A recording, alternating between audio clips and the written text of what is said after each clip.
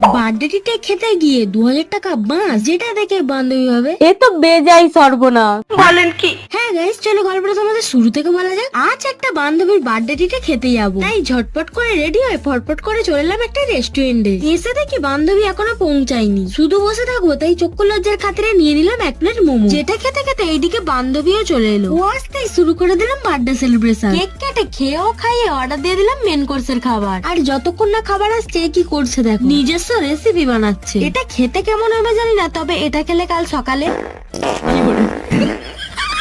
এটা নিশ্চয়ই হবে। যাই হোক, কিছুক্ষণ ওয়েট করার পর দিয়ে গেল আমাদের মেন কোর্সের খাবার দাবার। আর আজকের মেনুতে ছিল pan fried momo, chicken pizza, fried rice, leg tandoor, garlic chicken, tandoori roti, butter chicken এবং পেপসি। যেগুলো খেয়ে বান্ধবী আমার বিল পে করতে গিয়ে দেখে বিল এসেছে।